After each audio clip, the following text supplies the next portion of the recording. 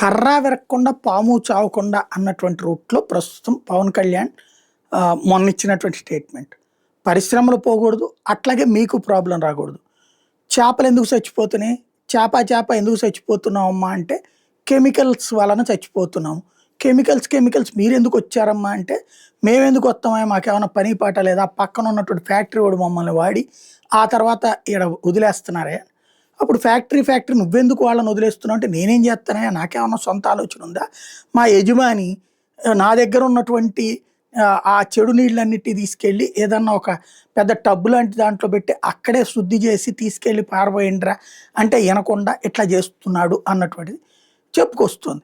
అప్పుడు ఆ యజమాని అడుగుదామంటే ఆయనేమో నేను ఇండస్ట్రీ పెడుతున్నాను, ప్రజల సంక్షేమం కోసం చేస్తున్నాను, ప్రజల సంక్షేమం కోసం చేస్తుంటే నన్ను దెబ్బతీస్తారా, మీరు రాజకీయాల కోసం నన్ను చెడగొడతారా, మీ ఇష్టం, నేను వెళ్ళిపోతే పరిశ్రమలు వెళ్ళిపోతాయి అని చెప్తున్నాడు. ఇది ఇప్పుడు ఏది చేప రాజు ఎండిపోయిన చేప కథ ఎట్లాగో అట్లాగే ఇప్పుడు పరిశ్రమలకి నన్ను సముద్రానికి పవన్ కళ్యాణ్కి మధ్యన కథ. దీన్ని ఎలా పరిష్కరిస్తారు? ఒకటి, పొల్యూషన్కి సంబంధించినటువంటి వాటర్ అంటే సముద్రంలోకి ఈ సంస్థ వ్యర్థాలు వెళ్లకుండా ఉండాలి. ఈ సంస్థల వ్యర్థాలు అది చేయగలిగితే పవన్కి హ్యాట్స్ ఆఫ్. అది చెయ్యలేకపోతే మాటలతో తాత్కాలికమైనటువంటి విరామం అవుతుంది కానీ శాశ్వతం కాదు.